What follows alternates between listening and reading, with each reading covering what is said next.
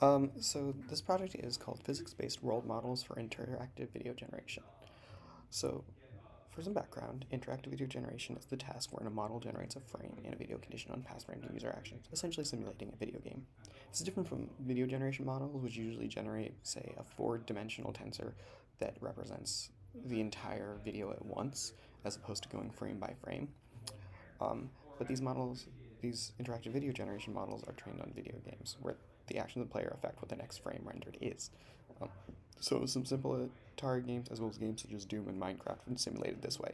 Essentially, like we're turning a neural network into a game engine, which is really cool.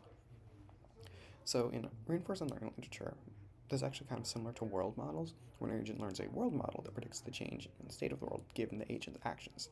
However, learning a world model does not entail faithfully representing an image of the world model after changing the state. We might get like a latent embedding that represents the state of the world, but it's not something a human can look at and recognize. So, my approach is the physics-based world model. So, usually the world model is trained on state action pairs fed to a neural network, no assumptions regarding how the world actually works. It's convolutional or um, simple linear neural network. Um, and we just hope to find the right answer.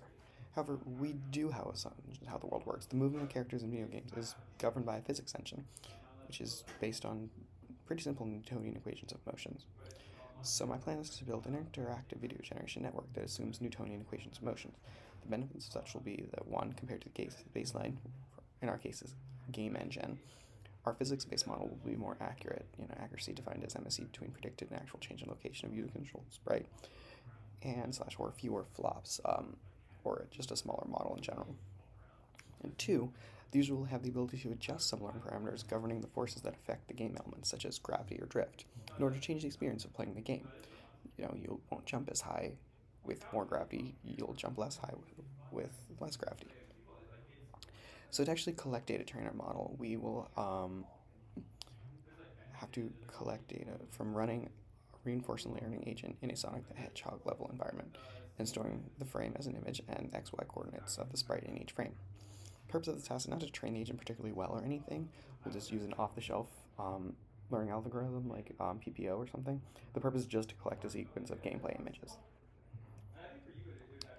Now the actual architecture of our model is going to be two parts. First, there will be the world model.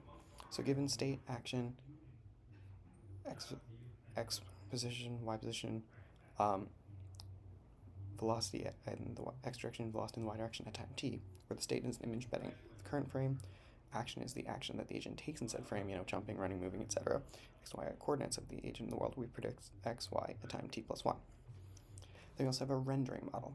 So given past states, the action, and x, y coordinates, where past states is a sequence of image embeddings from t minus k to t, action is the same as before, and x and y are the actual or predicted coordinates of the agent at time t plus 1. The rendering model renders the world at time t plus 1 by rendering a new image. Then we can calculate the velocity by calculating the difference between xt plus 1 and yt plus 1, or xt plus 1 and xt and yt plus 1 and yt, and then use the new xt plus 1 and yt plus 1 as inputs to the world model, and we can keep going and just sequentially generate frames as long as we have a sequence of actions. So the way the world model will work is we're assuming the sprite the user controls is a point mass, and there are a bunch of forces on it, which we show in this diagram.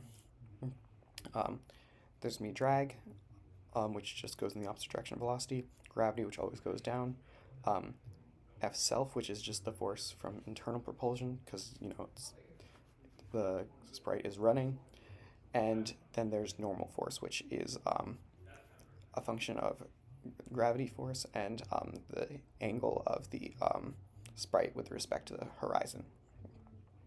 And the way the world model works is it has trainable parameters g and d representing the acceleration due to gravity and the drag coefficient, as well as a model f phi that takes xt, yt, vxt, vyt, action t, image t as inputs, and returns theta f self, fy, and theta is the orientation of the sprite with respect to the ground, so it is what affects the normal force. And F self represents the internal force from the player sprite propelling itself, as stated before. And then net forces are calculated like so. We assume that that the mass of the sprite is 1 for simplicity's sake. But yeah, then we sum all. And once we know the forces and the initial velocity, we can then predict the final position. And then, of course, there's a rendering model. So the rendering model will be latent diffusion based, pretty standard stuff, not reinventing the wheel there, of which there's going to have to be stages. First, we will fine-tune a pre-trained VAE checkpoint on the gameplay images, just so it's really precise. And then we will find a UNet plus a metadata embedding plus action encoder taking the place of text encoder for noise prediction on gameplay images. The metadata embedding will have a metadata vector for the XY coordinates, and the action encoder will encode the action into something, and then we'll do cross attention like we would as if it were a text embedder. We will base off a pre-trained UNet checkpoint, and the UNet checkpoint to base this off of will just be a latent consistency model for a few step generation. And as for progress so far we've generated the data. Currently we have to train the VAE and the world model, and then soon we can start training the UNet plus action encoder plus metadata embedding. Thank you.